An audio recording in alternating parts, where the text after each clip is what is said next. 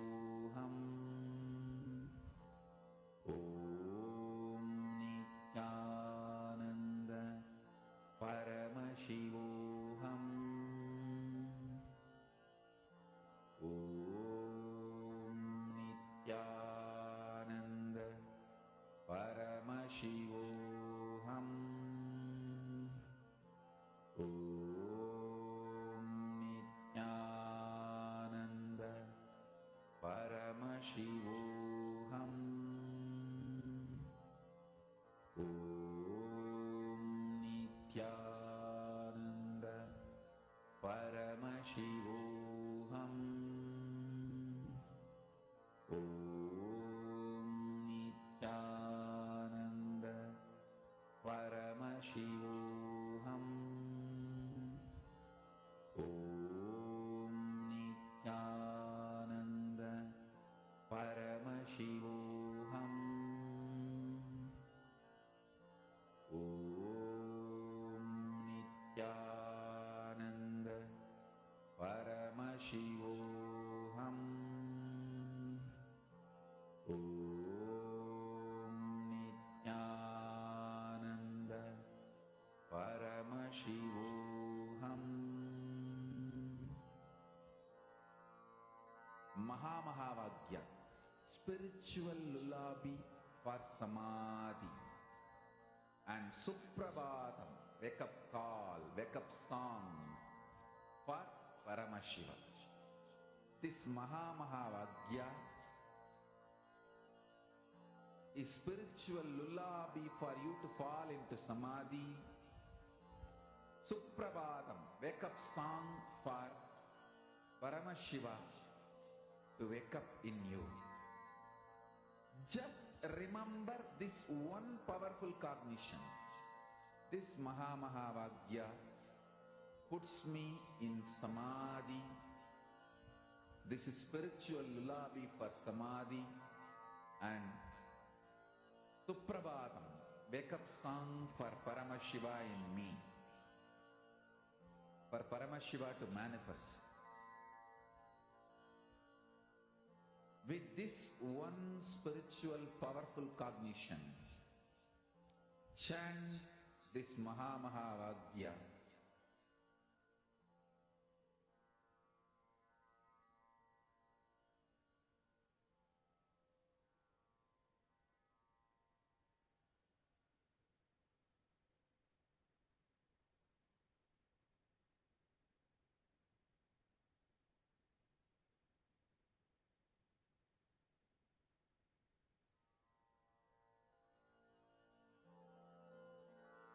Mahavagya, spiritual lullaby for Samadhi, and Suprabhatam, wake up call, wake up song for Paramashiva. For Paramashiva to manifest. With this one spiritual powerful cognition, chant this Mahavagya. Om Nityananda Paramashivoham. Om Nityananda Paramashivoham.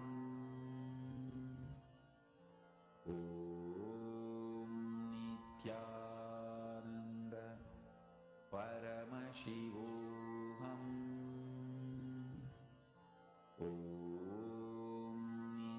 Dhananjam. Now, please take a moment to verify. Please go and check with the earlier size that you have marked and kept versus the size of the object now. Please take a few minutes.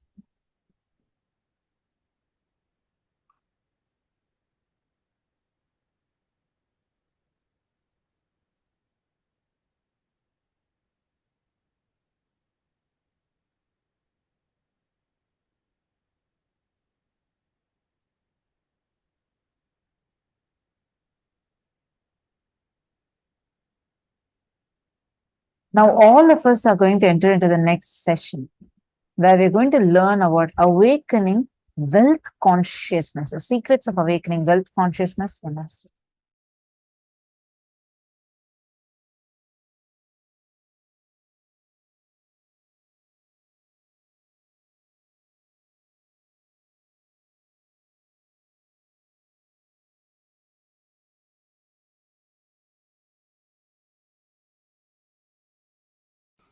Awakening wealth consciousness.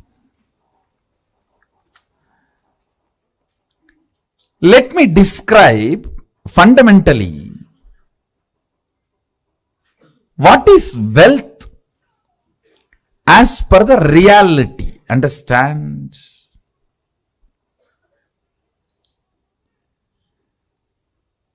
I am not denying the crude form of the wealth currency as some meaning. No, I am not denying. I am not saying the crude form of the currency, the country currency you use, the raw form of the wealth. I should say the crude form of the wealth which you use for any transaction. I am not saying it has no role, no value, no. I only want to declare that is not alone wealth. Understand? Current which keeps the currency current is wealth. Understand? The Vedic definition, current which keeps the currency current is wealth. What is fundamentally currency? 100 of us are sitting here. One has 1,000 rupee and he wants food. He gives that to somebody who supplies food. Then he gives that to somebody supplies raw material. He gives that to somebody who gives him health. He gives that to somebody who gives him a house. He gives that to somebody who gives him clothes. Continuously when it is moving, by the time the 1,000 rupee moves between many hands, its value has increased. Understand? The current which keeps the currency moving is the value of the currency. We may ask why some countries' currency has high value, why some countries' currency has no value or low value. It is our ability to keep our currency moving. The current which moves the currency keeps the value for currency. If you have too many reasons to use that currency, which you can buy only through that currency, that keeps the value. That current keeps the value of that currency.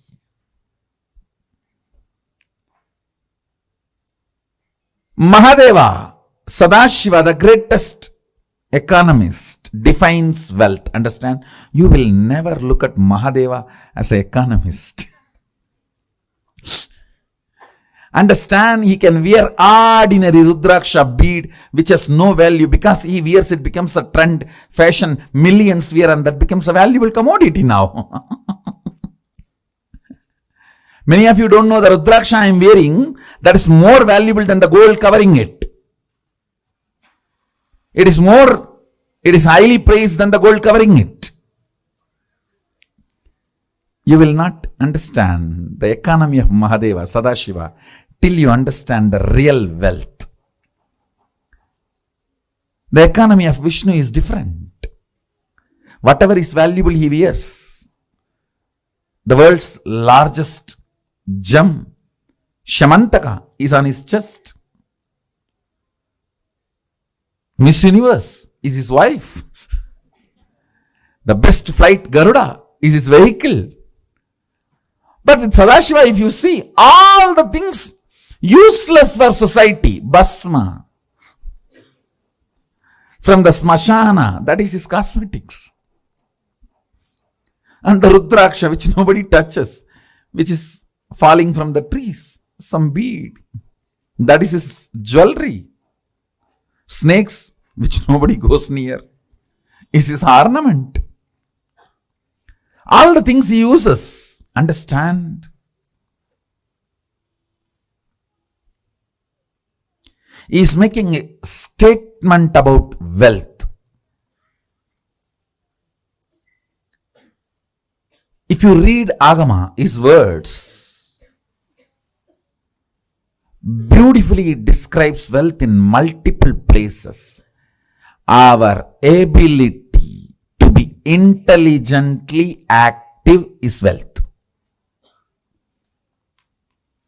Understand, intelligently active and constantly contributing.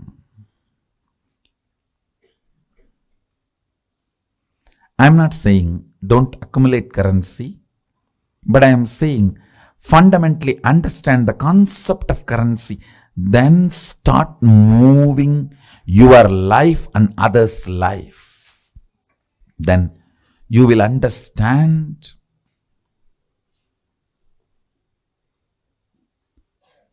not only the wealth consciousness is awakened in you, you will never bother about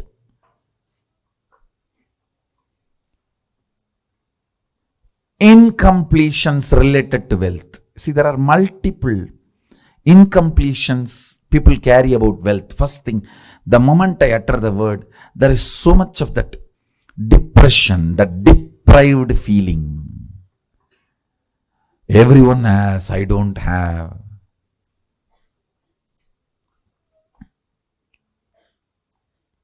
For what I am contributing, I have not been given my share. The various thought currents. Sometimes, oh, I am loaded with it. I don't know how to save it, how to protect it.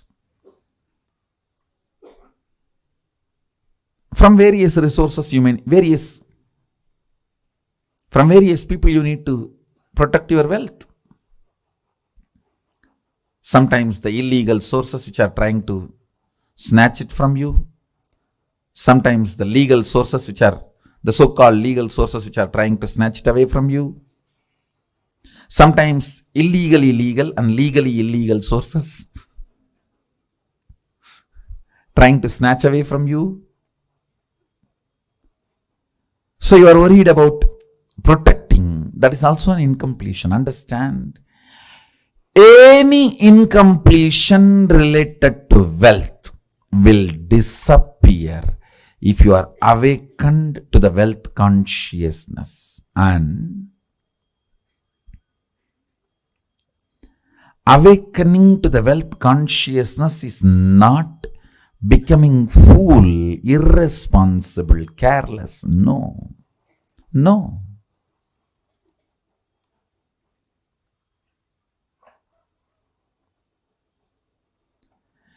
It is the most powerful strategy. Understand?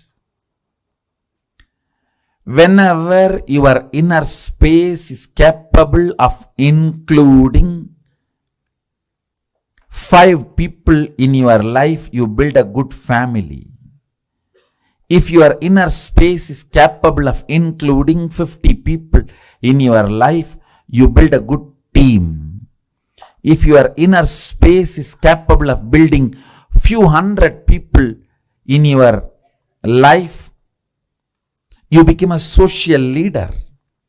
If your inner space is capable of including few thousands, you become leader for your region. If your inner space is capable of including a state in you, you become a leader of the state. If your inner space is capable of including a country in you, you become the leader of the country. Understand? If your inner space is awakened to understand and include the concept of wealth, you will see wealth becomes just part of your life.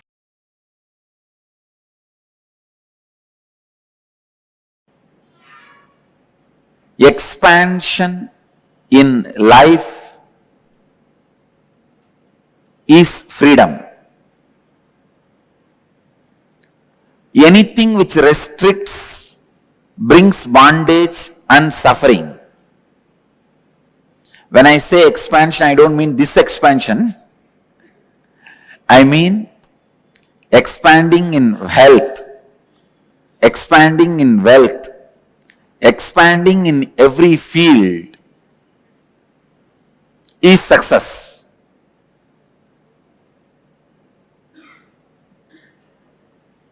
That is life.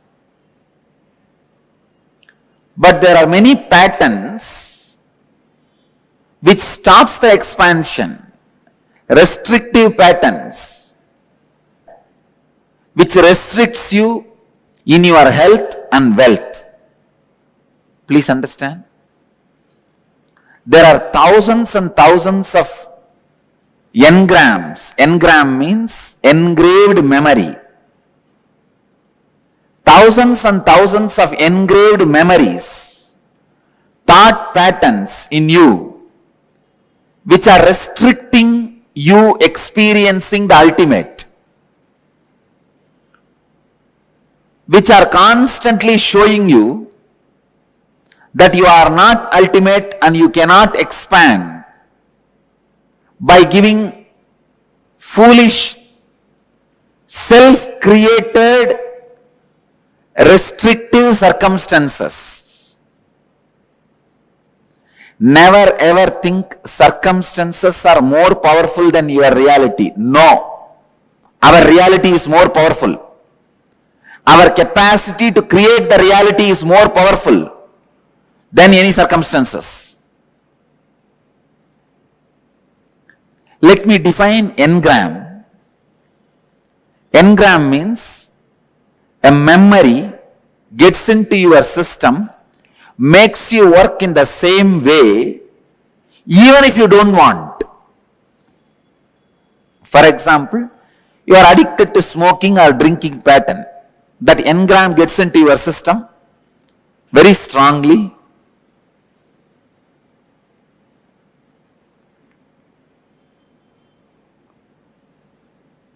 After 2 years, even if you want to give up, you won't be able to give up. When the time comes, from inside you will hear smoking, cigarette. When the time comes, from inside you will hear, come on, open the bottle. Simply you can't do anything. Your body will just move. It will open, drink, fall asleep. Next day morning when you are having fight with your spouse only, you will even remember. It is not good for your health. One of the biggest lesson I have learnt from my life and I wanted to share with all of you is, have a strong experiential clarity about you. Nobody should be able to penetrate and alter your idea about you within you.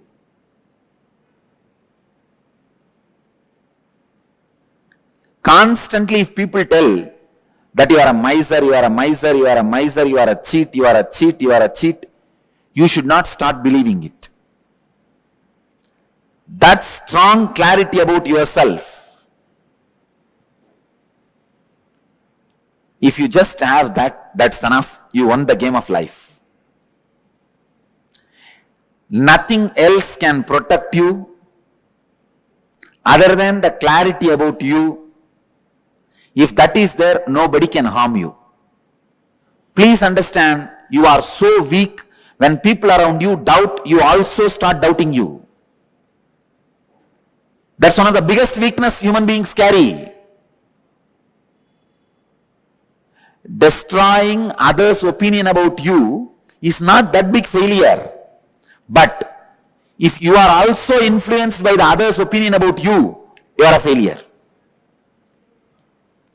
In my case, the only reason I won the game, they lost the game, is they are able to convince the whole world about me, but they are not able to create one doubt about me in me. Have a strong fort. Nobody can take away your kingdom.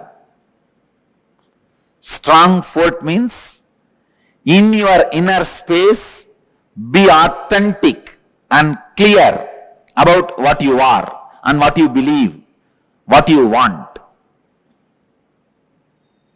Many times in you, when the clarity is not there, when you have restrictive patterns, suffering starts for you.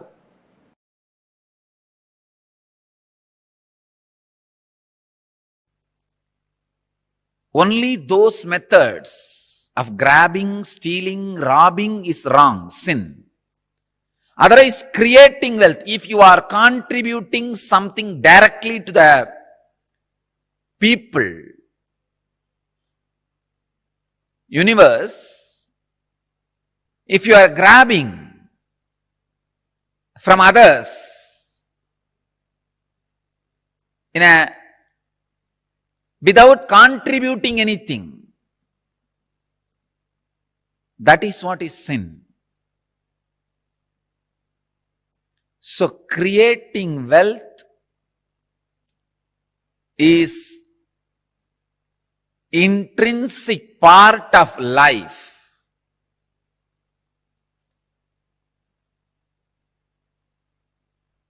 Krishna says very beautifully in Gita, Gahano karmano gatihi. The universe by its nature works. If you have at least the goal of creating wealth, you will be creative. Your energy will be channeled properly. I can give you the clear guidance. The first priority should be in the life for moksha, enlightenment. Till that happens, the second priority can be creating wealth. Understand? Not grabbing or robbing or stealing. Creating wealth.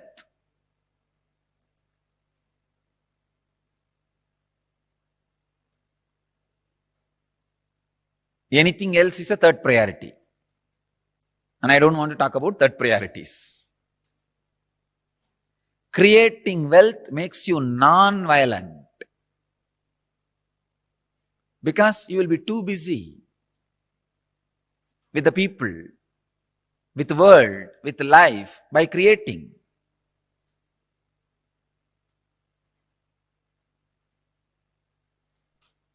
First, remove the guilt about wealth from your inner space. Second, understand the expression of life through you is equivalent to the wealth you create, not grab, you create. So the more and more life energy starts expressing through you, more and more you create.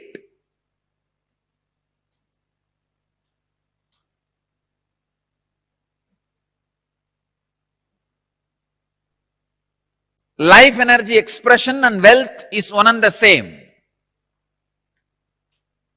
Seekers always justify their poverty as their spiritual quality and innocence. So if you are not wealthy, understand, if you have decided not to create wealth, great. But if you want to create wealth and not wealthy, if you have a greed for the wealth or a desire for wealth and not wealthy, be very clear, you are not a seeker, you are a seeker. Something is seriously wrong in you. Look into it. Wealth itself is not sin. Somebody is having problem because of having. Somebody is having problem because of not having. Problem is a problem. Wealth is not a problem. Problem is a problem. Wealth is not a problem. Person who is having guilt because of having, person who is having guilt because of not having, both are big you can say, very big sickness. I have seen many of these rich men, because they carry a deep guilt imposed on them by society, even though they created their wealth very honestly, in a creative way, because of the guilt imposed by society on them, they live a very miserable life and go on drinking alcohol and trying to have high costly entertainments just to forget this guilt. Many times they come to me for their problems and in need of solution. When I analyze their inner space and life, there is no problem. Then why are they suffering? The only guilt which they are carrying, which is imposed on them by society.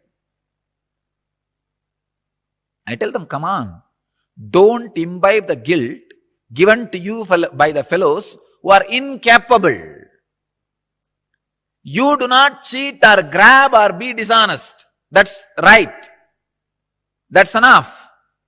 But no need to carry a guilt on the wealth, about having wealth. Rich men carry this guilt very deeply. And just to escape from that, they get into all kinds of addictions.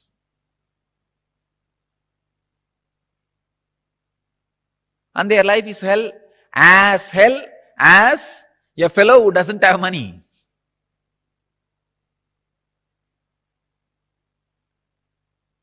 The next thing, having is one side, not having.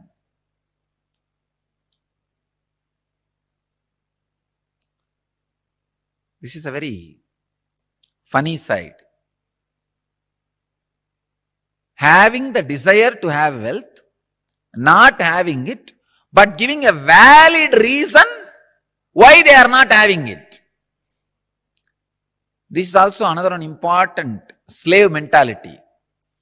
We always think work not done plus valid reason is equivalent to work done. And your mind is such a cunning mind, it creates very valid reasons and justifies itself. Why? You are poor, and not only that, adding sacredness to poverty. Who are adding sacredness to poverty. Relax. Don't add sacredness to your scaredness.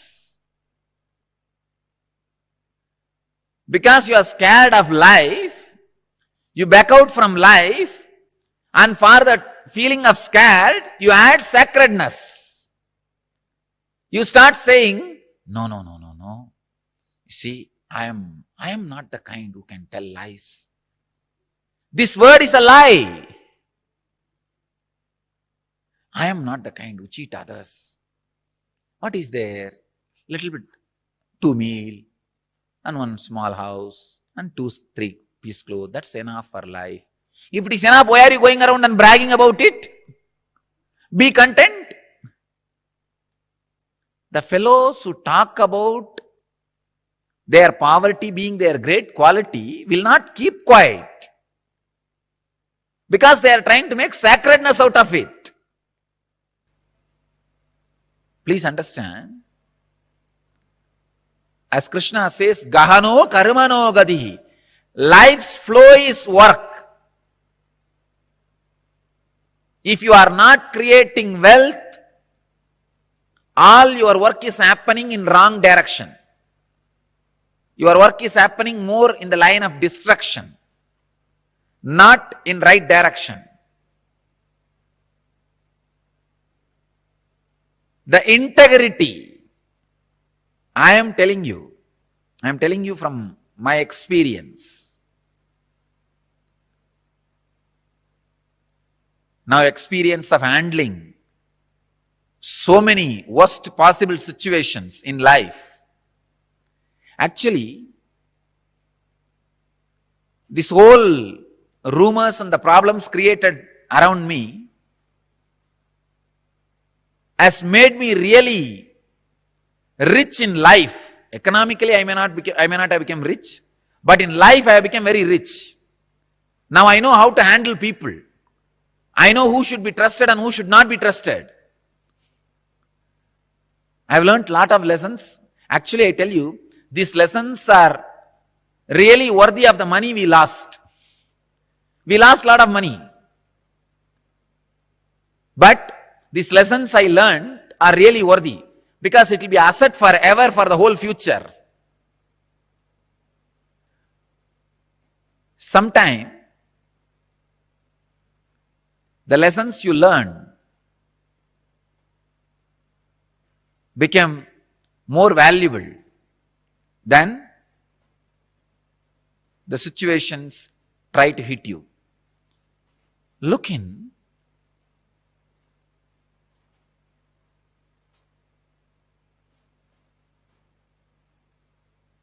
Remove the deep hatred for work. See, life is by its nature flow. If you create wealth, at least it will be directed in one line of creativity. If you are not creating wealth, be very clear. One, you will be spending all your time in destroying something, somebody, or you will be spending all your time in fighting with you, in depression. Fighting with your own self. Morning half an hour you will argue whether to create wealth or not. Evening half an hour you will argue whether to create wealth or not. Morning you will argue, I should create wealth. Evening you will argue, no, I should not create wealth. And night you will fall asleep. Between the morning and evening, again, you will be spending time in eating. That's all. After 20 years, what you have done? No, I debated morning whether to create wealth or not. The side of creating. In the evening, debated for not creating. Finally, nothing has happened. Life is wasted. That's all. Not having wealth is a wrong mental setup. Awaken the creativity in you. Remove the hatred for work, creativity.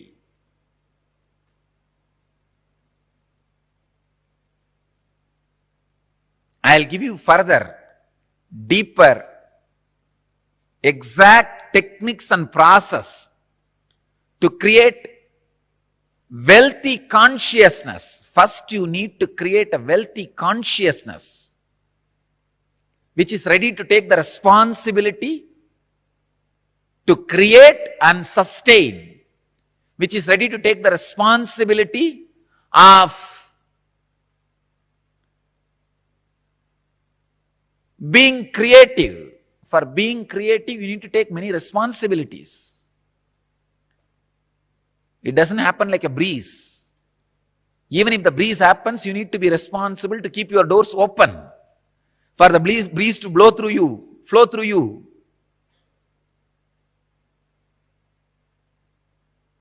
In Vedic tradition, we have two major gods representing wealth, Kubera and Lakshmi. Kubera is a guy who holds stock market. Lakshmi is the bank circulating. Lakshmi gives, circulates. Kubera holds, sits on it. Treasury and currency. We have another two dimensions of wealth in Vedic tradition, Sanganidhi, Badumanidhi. Understand? Badumanidhi means flowered wealth, like a lotus, created. Sanganidhi means conquered wealth. Flowered wealth, conquered wealth. Conquered wealth is not robbed wealth. Please understand. Conquered wealth is not robbed wealth. It is not like a Gajni Muhammad coming to Somnath temple and robbing the whole temple, grabbing all the gold and taking it away. No, that is not Sanganidhi. Sanganidhi is conquered from the natural sources. Padmanidhi is made to flower from natural resources.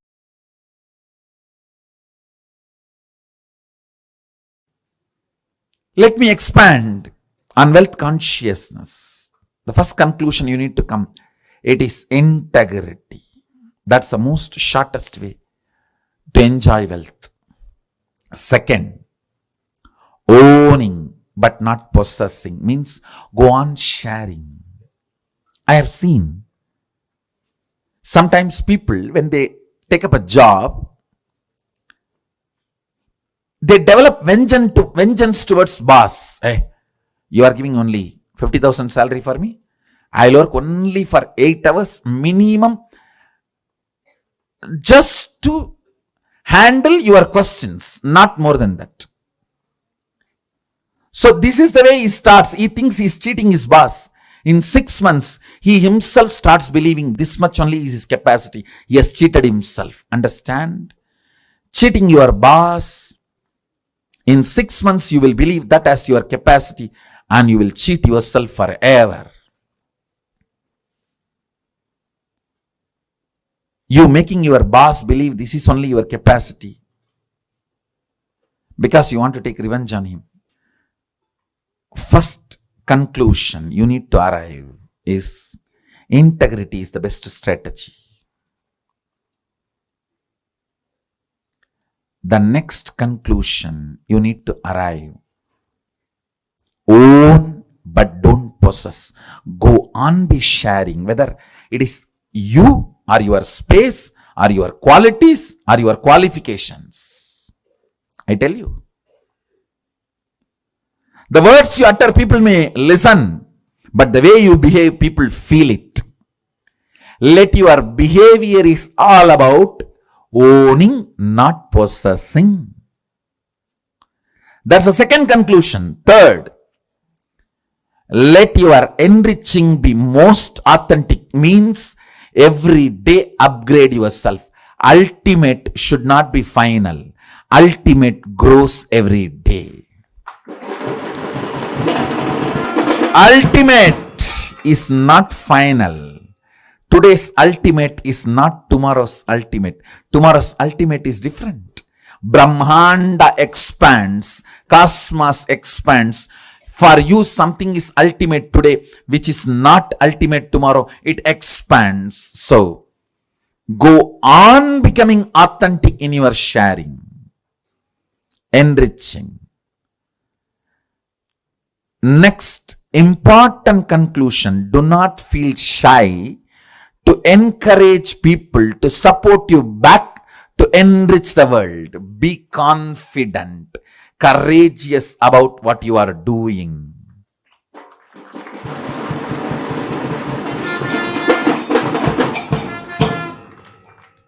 Don't be weak. Be confident about what you are contributing and encourage people to contribute back to them so you can continue to contribute. You can keep this Dharma Chakra alive. That's all. Just these 4 conclusions arrive. Now, one good news I have for you is our Vedic masters, Vedic rishis, Vedic visionaries, starting from Sadashiva, they have mastered a science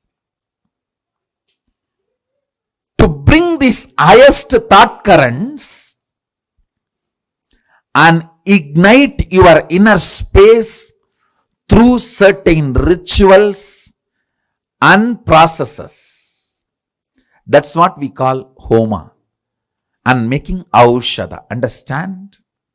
Thought is as matter as any item which is seen by you in front of you.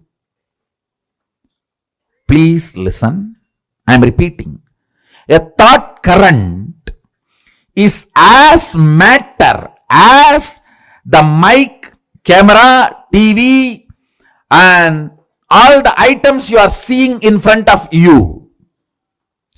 If this hand key can be given to you, a thought current also can be given to you.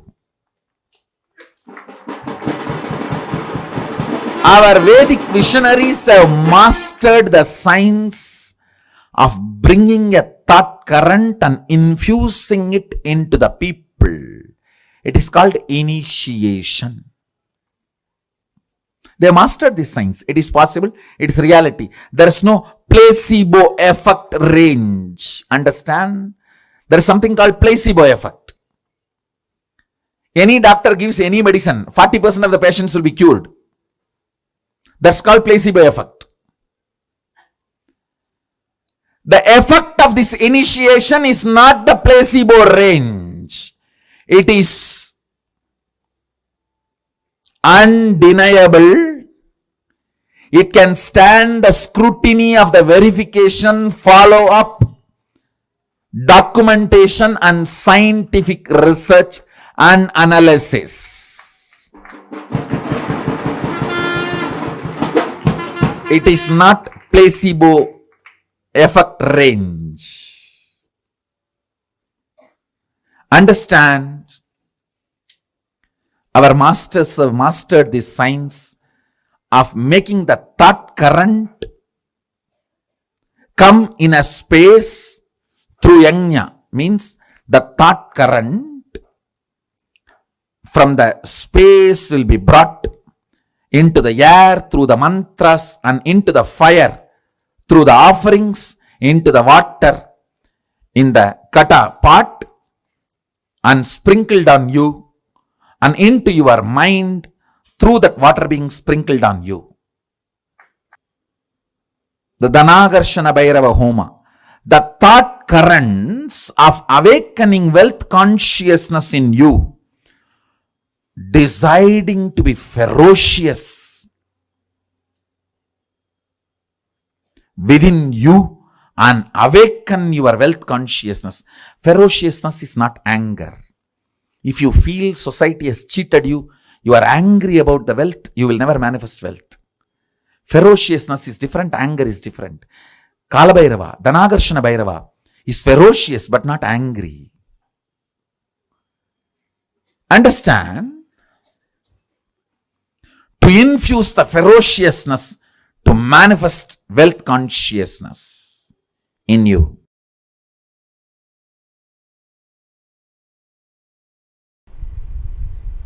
Once I asked my grandfather,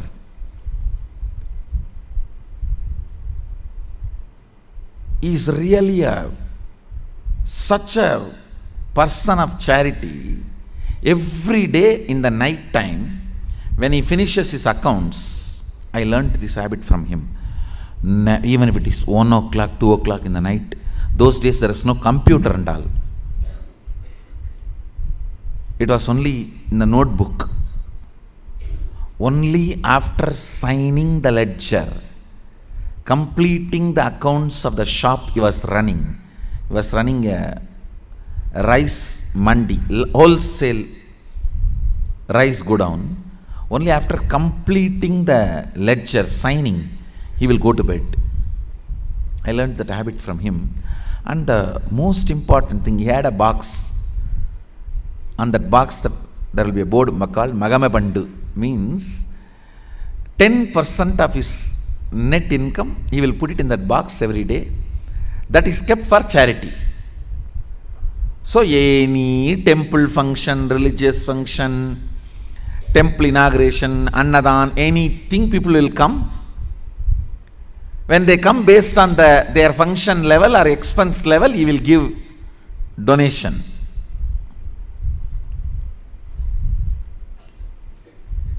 Once I asked him, what is the use of giving money like this, donations like this? He said, the result of giving donations like this is more people will come to receive donations. That's all. Understand?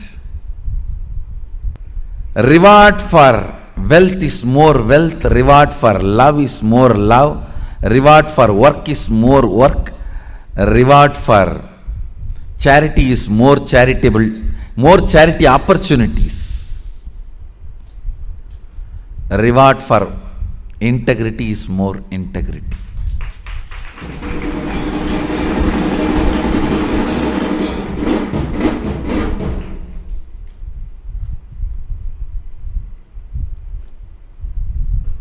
Cognizing the joy integrity brings in you, the powerfulness you experience through integrity, cognizing integrity is the ultimate no blind spot shrewd strategy for life.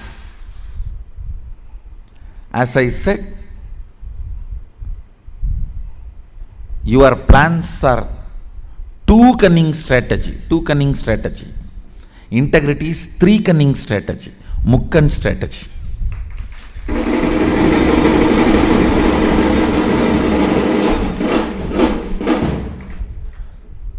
In anything,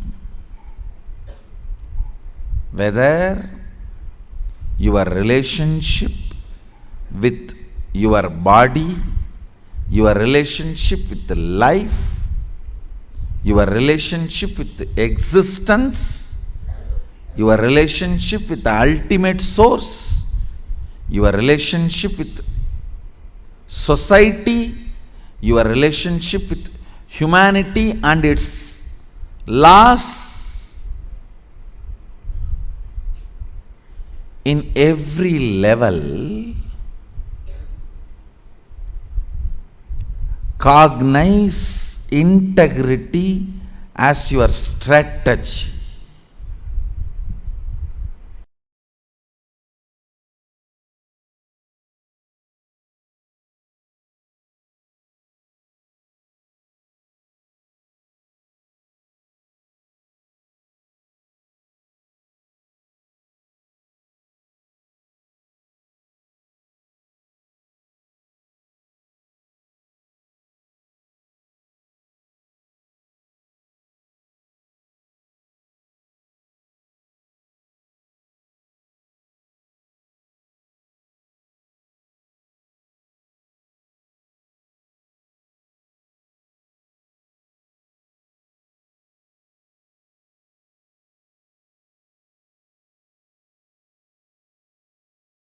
Understand the word, the luxury of simplicity.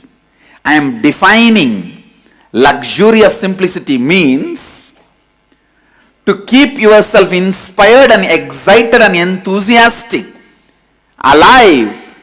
I do not need anything from outside is luxury of simplicity. Array, simplicity is a luxury. It is not poverty. A man who tastes the simplicity will radiate grace.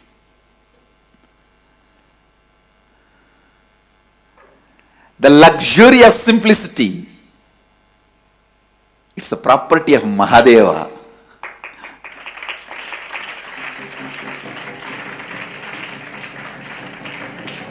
Luxury of simplicity.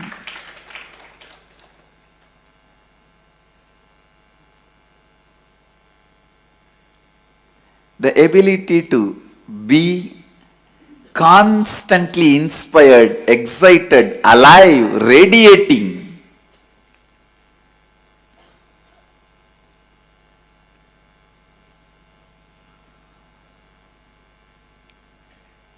Such complete inner image about you, outer image, others' image and life image. That is the simplicity where you do not need anything from outside to excite you, either your senses or your sensitivity or your sensibility. If you need something to excite your senses, that is materialistic. Pleasures of five senses. If you need something to excite your sensitivity. That's the need for love, romance, emotional fulfillment. If you need something externally to excite your sensibility, that is like a need of knowledge and purpose, all that. But a man who does not need all the three to keep himself enthusiastic, exciting, radiating, energetic, only he knows what is simplicity. Simplicity is luxury. Understand? Neither these few pillows nor this throne can take away that luxury of simplicity from me. Understand? Simplicity is not, as you understand, poverty based. It is a spiritual based.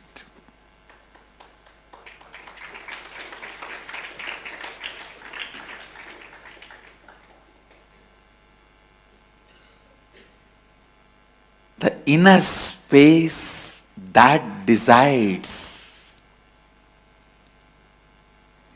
everything about life. Whether somebody is simple or not is not decided by the dress he is wearing, or the jewels he is having, or the car he is driving, or the house he is living. Somebody can be living in a poorest, most poorest slum, but he may need so many things to excite him from outside. He cannot be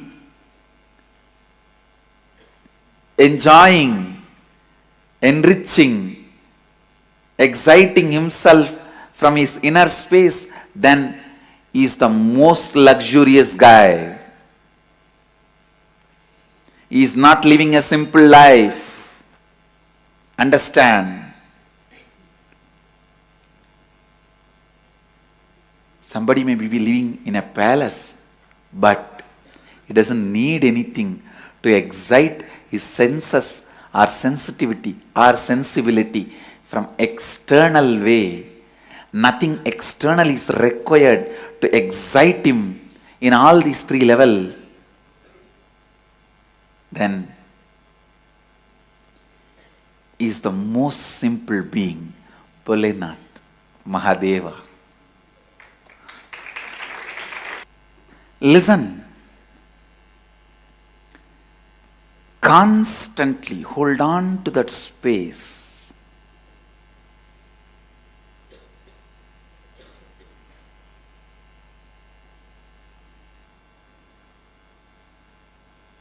You are Mahadeva, Shivoham, without encouraging the logic which asks for external evidence and external witnesses. Instead, in the first, start building internal evidences and internal witnesses. The moment you remember, I am Mahadeva, let me be in the bliss of Mahadeva, in the experience of Mahadeva, in the knowledge of Mahadeva. Let your logic start functioning in that first. Let the Shiva Bodha be built. The first effect will happen on you is luxury of simplicity will happen. Simplicity, which is the biggest luxury.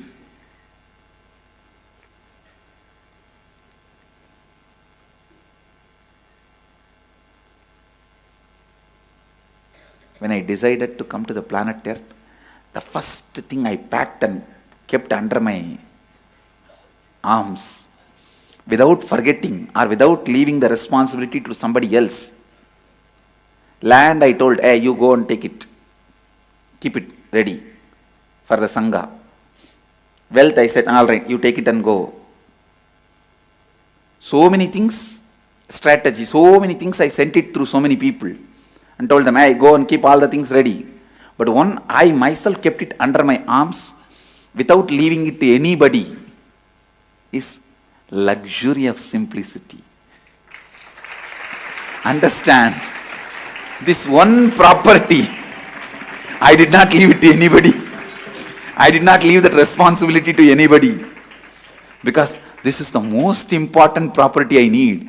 Whether in my thinking, or being, or words, lifestyle, teaching, in everything, this one quality, luxury of simplicity, will be underlying current.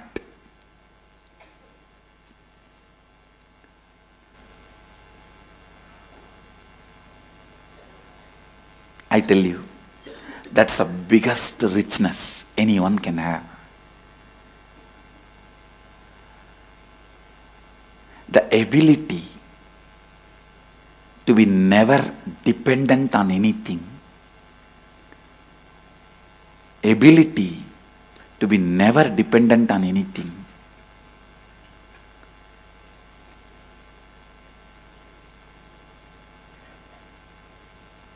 Even now my whole life can run just with few handful of curd rice and tamarind rice. That also I am not dependent on it.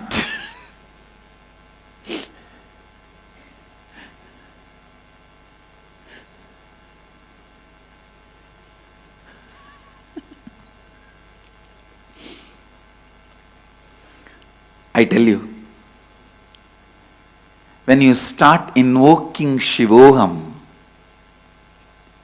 living Shivoham, digesting Shivoham, breathing Shivoham, the first internal witness and evidence which will start getting built is luxury of simplicity.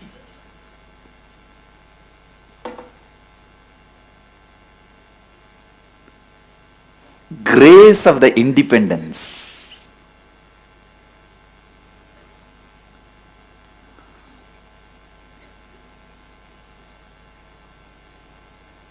The grace of the independence. The people who don't know what is simplicity, those stupid fellows are telling, I am not simple. I really wanted to tell you guys, even contemplating Shivoham will start creating the luxury of simplicity in you. Start developing that internal independence, the richness, luxury of simplicity.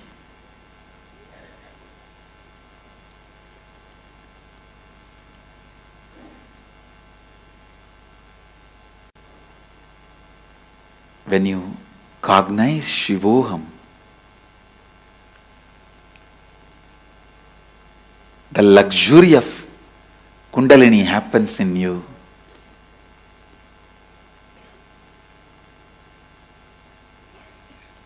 You will be able to help anyone to experience Kundalini awakening.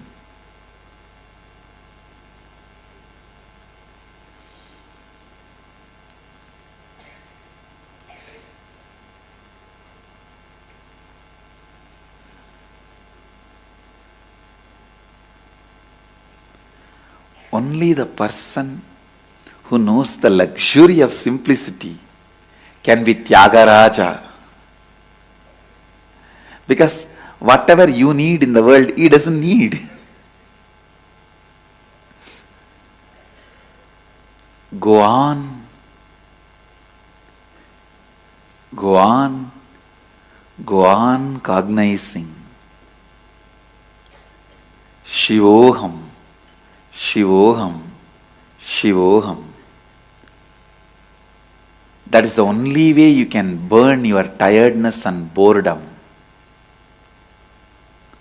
And I tell you,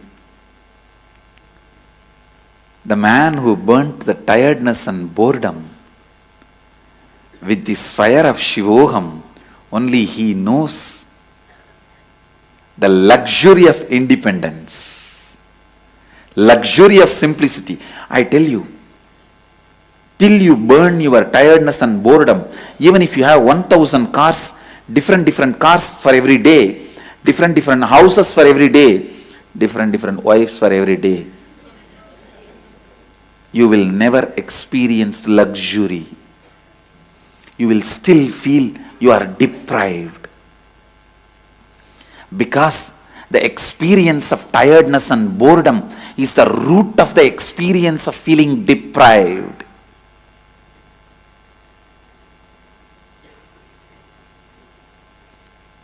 If you can be bored, not 1,000 car, even if you have 1 million car, you will be bored.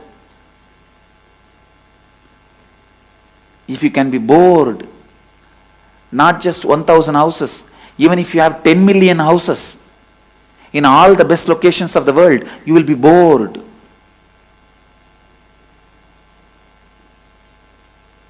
So first, burn that pattern of getting tired and bored with this fire of Shivoham. That's the only fire which can burn the pattern of getting tired and bored. The moment you liberated yourself from the pattern of getting tired and bored, I tell you, you know the luxury of simplicity. You are ever enthusiastic, ever enriching, ever excited, ever enlightened.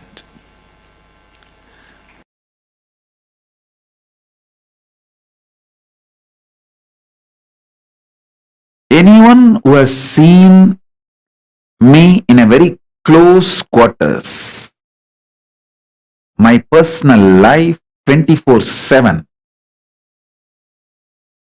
3 years before, people used to have that opportunity. Only last 3 years, I have withdrawn from the society, human society, and no one has access to my life other than the time I come out and sit for satsang classes initiation. But in those days, 3 years before, people used to have access to see my personal life 24/7. For quite a long time, I was even resting in samadhi in my courtyard outside on the swing, the KAILASA courtyard, and people will be able to peep in while they walk across the KAILASA courtyard.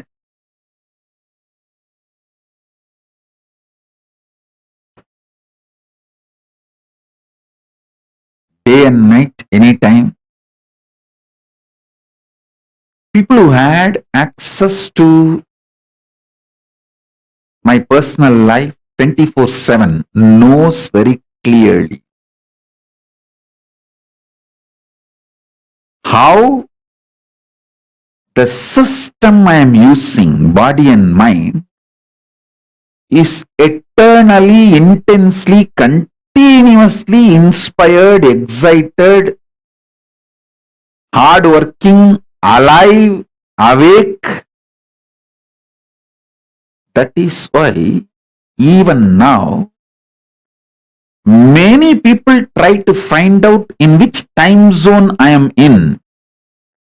They are not able to find out because anytime I come to the session, I am fresh. Body is alive, no yawning, no tiredness.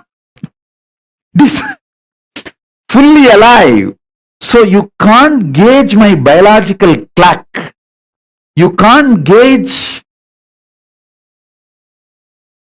what time I am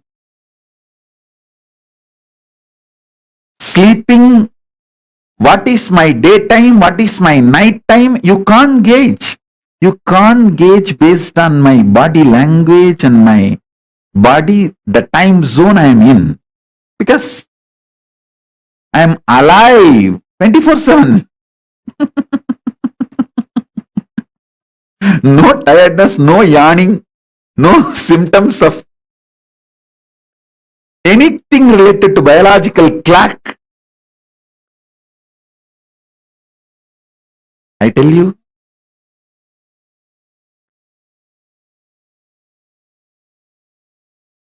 the one and only reason is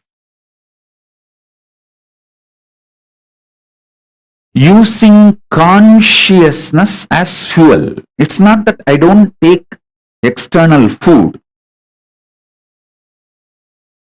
As long as I was in India, I used to take one meal a day.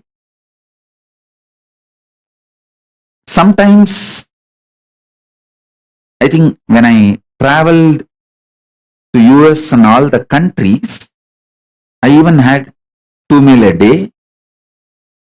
But after I left India, withdrew from human society, then I reduced it to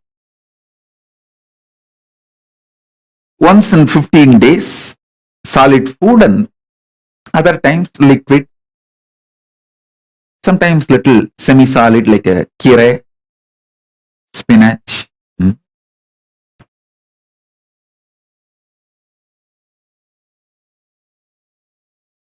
So nowadays, during the Maheshwara Puja, I take solid food. Please understand, it's not that I am not taking the food, the external fuel, but it is 90% less than what you all usually take. It's almost like a 90% less than what you all take. So understand, just make consciousness as a fuel for your body. When you feel the hunger, you will make Divya Sarira of Paramashiva for yourself.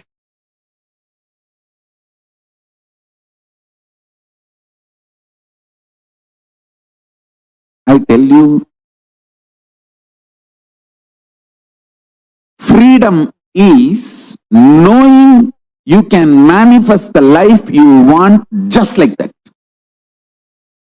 I am defining freedom. Freedom is knowing you can manifest the life you want just like that. Actually, you are free. You can manifest the life you want just like that. Why don't you understand? I am the living example. I want to stand on the top of the world and scream, which I am literally doing now. Standing on the top of the world, KAILASA, and screaming, "Oh, human beings, because you have a consciousness, which is my own reflection, you are all free and you are all empowered to manifest the life as you want. Anything else, all other alternative beliefs you are carrying, your impossibility, everything is the brainwashing done to you for the people, by the people who are planning to exploit you. Dun, dun, dun, dun, dun, dun, dun, dun. This is exactly what to do. Anyone makes you feel you can't manifest the life you wanted is planning to exploit you. I tell you, your SDHD really does not matter. Your conscious decision matters. For example, I give you an example. Somebody, he decides today onwards, I will consciously surrender myself to Paramashiva and manifest Paramashiva in me. Then naturally self-doubt and hatred and denial, self-doubt, self-hatred, self-denial will wake up and say, what are you talking? You Paramashiva? Paramashiva means he is a creator, destroyer, liberator. He does all the 5 action. He creates, he maintains, he destroys, he pulls out of depression, delusion, and he liberates. How can you be Paramashiva? That your self-hatred, self-denial,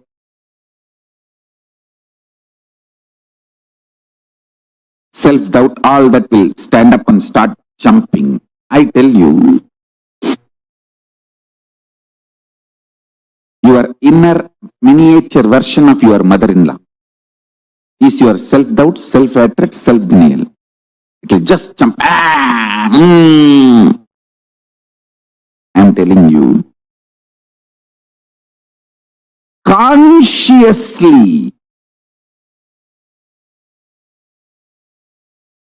your life never ever gets touched by the impact, effect of self-doubt, self-denial, self-hatred. Listen carefully. Only mentally you attack yourself, stop yourself and tie yourself in your couch and start doing Nidra Devata Puja. Nidra Devi Samadhi.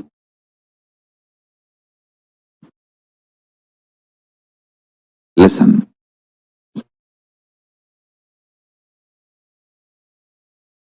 The beauty of your consciousness is it does not get affected even by death.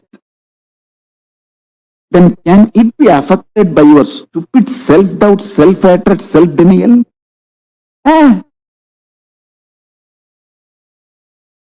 Lose. Lusani.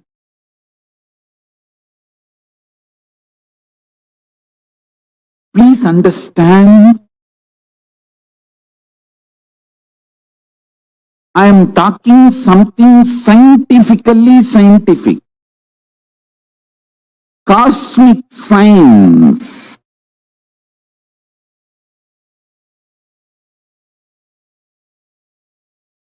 Your existence, what you feel as you consciously,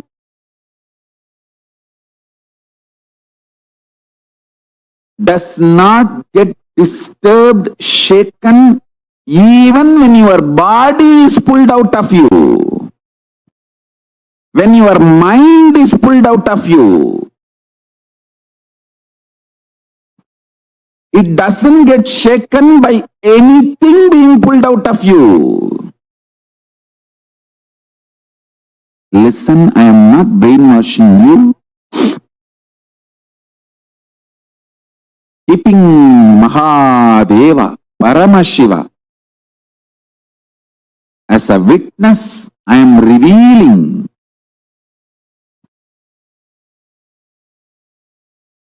his inner space. How he is inside, I am opening it to all of you. I am just opening a door for all of you to experience Paramashiva's inner space. I am telling you, just internalize this. Your balance sheet will go up.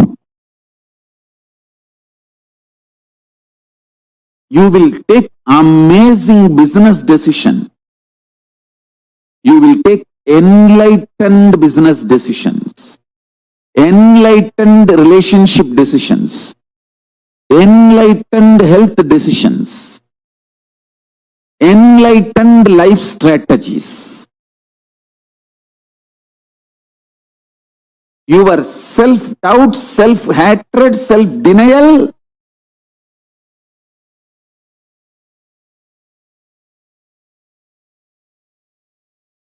does not impact you.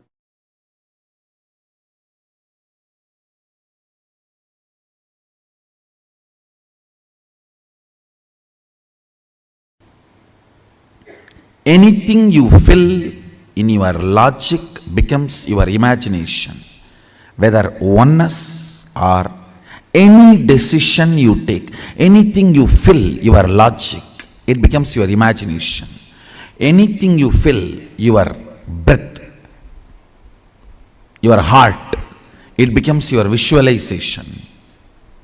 Anything you fill, your depth, that becomes your declaration. Then comes time, length, breadth, depth, time.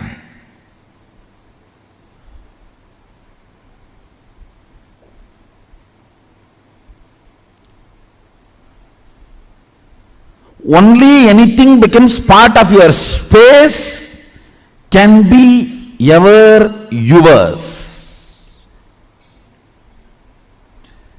Till something has not become part of your space, it cannot be yours. It is only your imagination, visualization, declaration. Length, breadth, depth. Listen.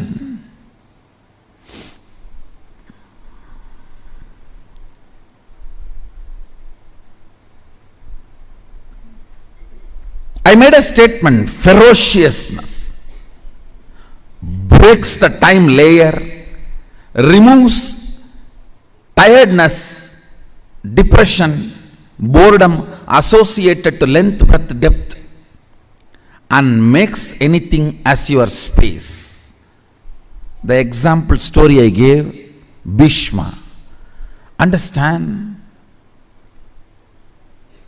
Two incidents I gave. In my life, one day I missed the morning Manglarati in Ramakrishna Mutt. Mutt has a beautiful routine. Early morning, during the summer it is 4 o'clock and during the winter it is 4:30. The morning Manglarati, everyone has to come and sit and do the spiritual routine. One day I missed the morning Mangalarti because I overslept. I did not do the cute analysis. Oh, what is the pattern? What must be the reason I overslept? I did not do all that cute diagnosis analysis. It was a ferocious decision. I think we should stop sleeping, that's all.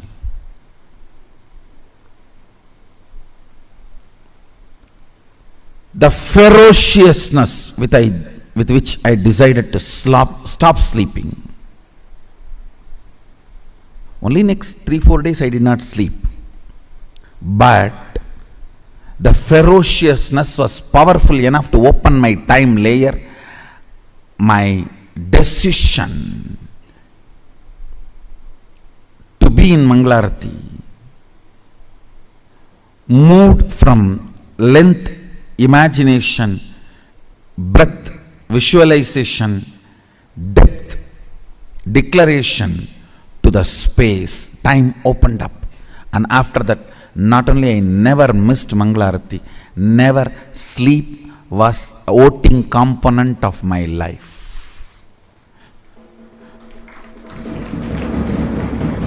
Understand this word. Sleep lost voting right in my life's any decision.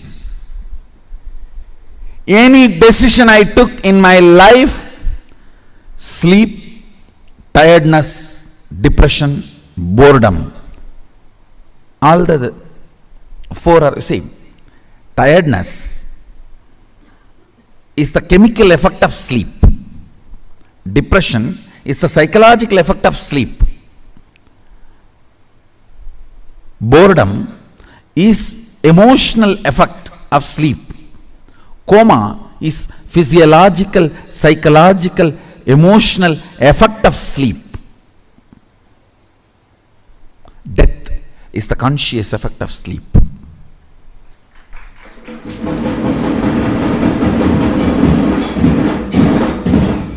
After that day, no decision could be influenced. Understand?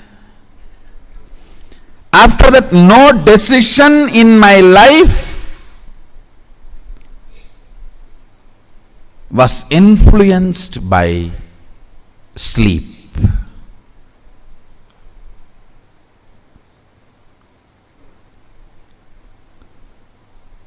The story of Bhishma.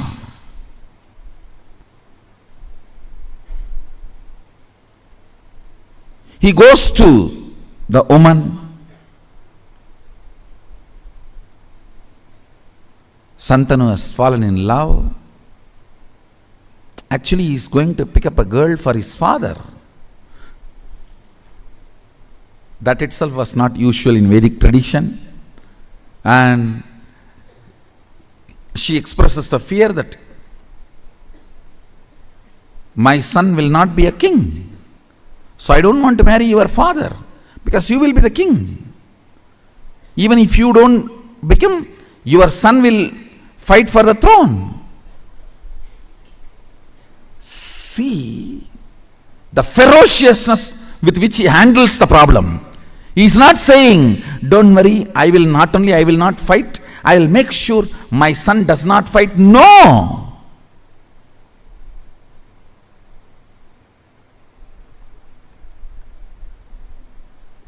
The ferociousness.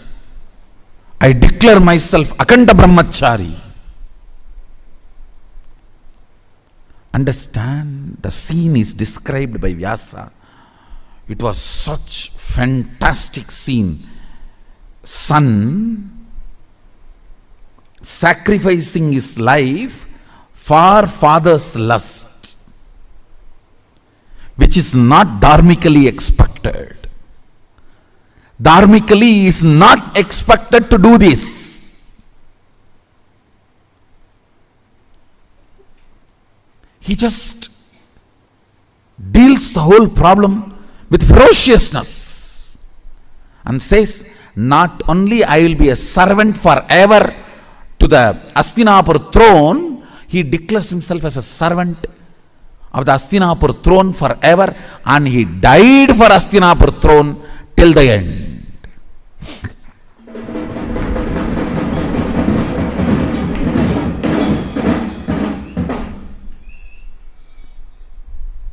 Understand? He dropped his body to protect Hastinapur throne. The last act he did, giving all the spiritual and dharmic strength he had to Dharmaraja. Now he is Hastinapur throne head. Before he left the body, he made sure the right person is in the Hastinapur throne, Yudhishthira. And he infuses all his best things, Vishnu Sahasranama, and the system to rule. Both he gives to Yudhishthira. I don't know how many of you know, Vishnu Sahasranama was chanted by Bhishma on deathbed. On arrow bed, he chanted, and he gifted the great spiritual principles, the principles of administrating a country through a spiritual way, and gave literally everything to Hastinapur throne and left the body. Listen. See, in our Puranas, every incident and the boon and the whole story you need to connect and see. Only then you will understand the principles. He declares with all the ferociousness, no more sex. I am a brahmachari, Aganda brahmachari. Understand the ferociousness. Time opens. Listen. Whenever something happens on the planet Earth, when the time layer opens, the gods and goddesses shower the flowers. Any incident you read, Devatas were showering the flowers, that incident will be directly related to opening of the time. What is opening of the time? Your vow or the decision is from space, not restricted by time. Understand?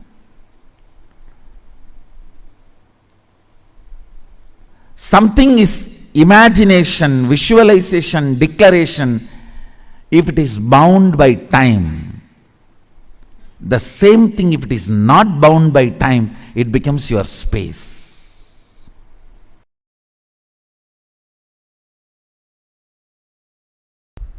When I was in the Ramakrishna Mat, once I missed morning Manglarati. Manglarati is supposed to be 5 o'clock. I missed Manglarati. I did not try to find out what is the reason, what must be the pattern, I should complete with it. No QTPI analysis. No.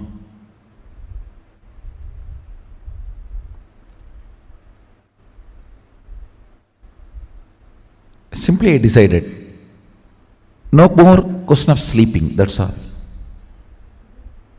Tie the rope on the shika, tie it on the cart, over. Sit. Only if you sleep, you will miss morning Mangalarti. Stop sleeping, that's all.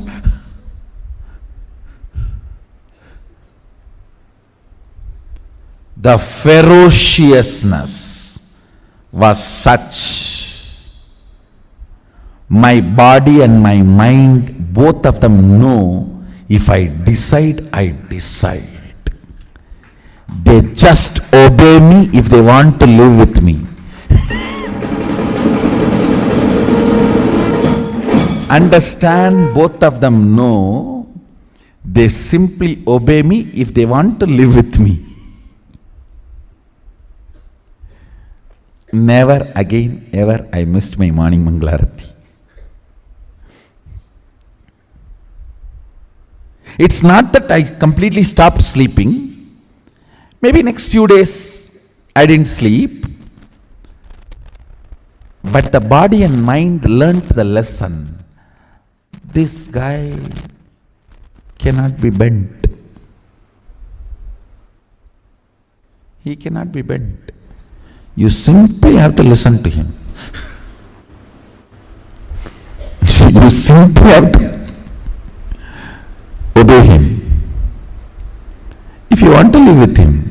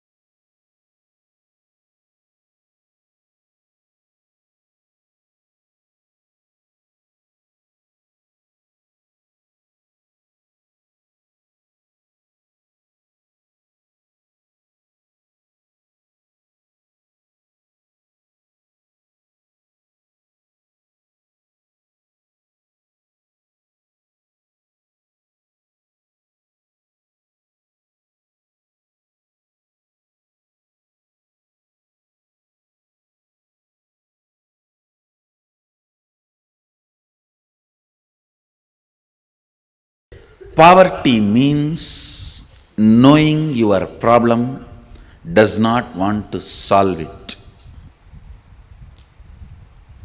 Richness means constantly being alive. Please understand, being alive is enough. You will not tolerate the existence of conflict and confusion and dilemma. All I am requesting you to get out of poverty is just increase the number of your waking hours. Nothing else. Reduce the tiredness and boredom. The time you worship Nidra Devi Puja, reduce that time, that's all. Increase the number of waking hours, I tell you, because by your nature you cannot survive with dilemma and conflict. You will start finding solution. You will push yourself towards the solution. You won't keep quiet. The weakness in thinking through about your existential problems is poverty. Listen. Meekness and weakness about thinking through in your existential problems is poverty.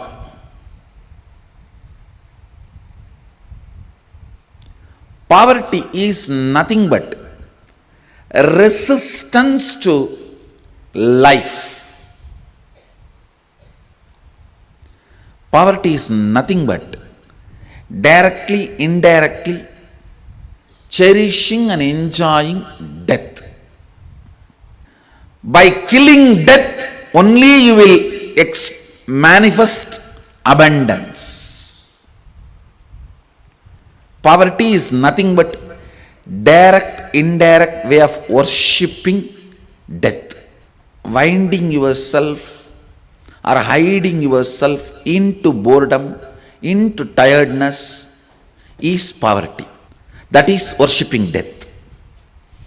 Every moment you are tired and bored, hide yourself into your bed.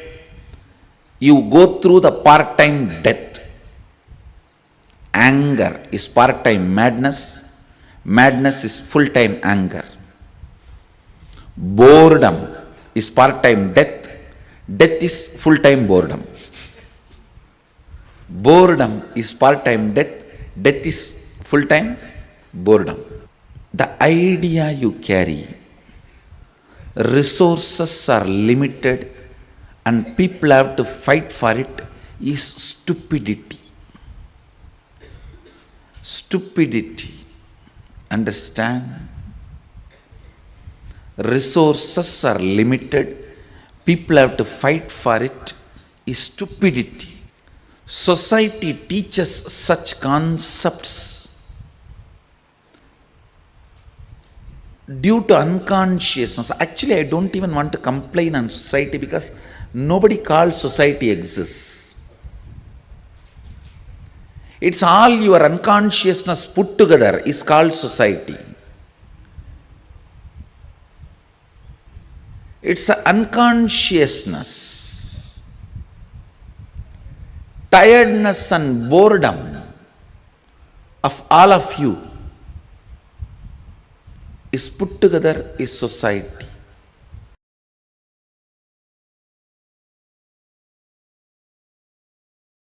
Understand?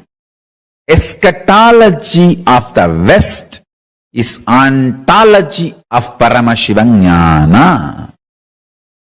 Many things falls under eschatology as per the binary logic, falls under ontology as per the multidimensional logic.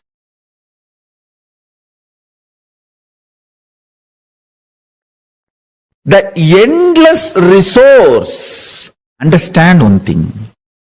I don't have any vested interest to teach you that you have endless resource. If I actually have a vested interest, I should tell you, you have only limited energy. I will be supplying energy as per how much you pay. Based on that, I will send the energy through meter. If I have vested interest, that is what I am supposed to make you believe. But I am telling you, screaming you, you have endless resource. Inexhaustible resource. Not only that, you are Swayam Prakasa. I ask you to attend satsang so that you will not forget this truth. I will constantly remember the same truth. So you will start manifesting it. That's all. If I am planning to exploit you, I should tell, oh, you all have the wiring and every day I will send this much energy based on how much you pay. But I am telling you, we have endless resource. I tell you, very soon I will prove you do not need to hook to grid for even electricity. You don't even need to shit or pee to get electricity for your home. You just need to spit and you will light your whole home. Your whole home will be lit. You don't even need to spit. You just enter your house, it's lit. You don't need to be connected to grid. Endless resource is available. You just need somebody to demonstrate. Then immediately you will say, hey, if he can do it, then I can also do it. That's all. That's all. See, many times when you see somebody swimming, you get the confidence and start swimming. That's all. It takes hardly few days. Just you need to see the swimmers and you will start. That's it. Same way, only consciousness. Much of what binary logic talks to you as eschatology is actually ontology in Sanatana Hindu Dharma, in Paramashiva Jnana. Endless resource. The more and more you are convinced about endless resource, you start appreciating endless resource. You will realize there is no death and all insecurity will disappear. Understand, my whole work is liberating human beings from this idea of limited resources only available. No. Endless resource energy is available. Humanity does not need to be stuck with the idea resources are limited. Resources are unlimited. When you understand that, you will start appreciating the existence. Because the concept of richness and poverty will go through havoc. Largest earthquake. Actually, with the grace of Paramashiva, soon one day I will prove these three statements, even to the people of binary logic. Endless resource is available. It's available inside you. And you can just like that casually start manifesting and using it. The day I establish this to a binary logic people, that day there will be a huge earthquake for the concept of poverty and richness. The whole idea of poverty and richness will be shaken. Because when there is endless resource, where is the question of poverty? And where is the question of superiority because of richness? Where is the question of rich people declaring their supremacy over the universe, over the planet Earth, over everything available? Rich people declaring supremacy is the worst racism on the planet Earth. Rich people declaring supremacy over the poor people is the worst racism on the planet Earth. It's 1,000 times ugly, worst, criminalistic, than religious supremacy, color supremacy, race supremacy, gender supremacy, political supremacy, any other supremacy.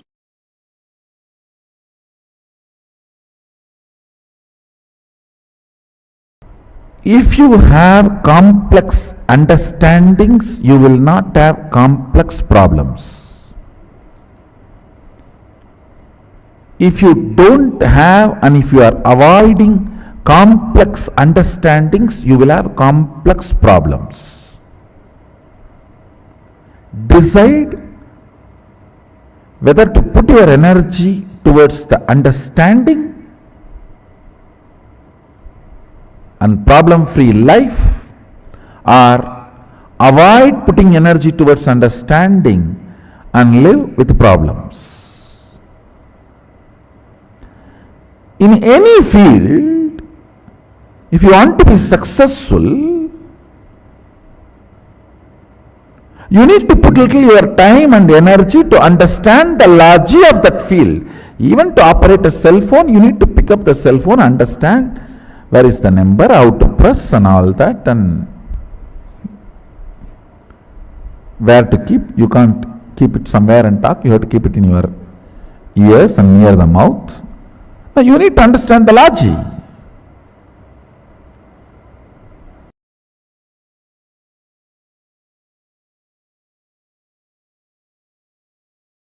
The ultimate Paramashiva is not only rich, he is generous.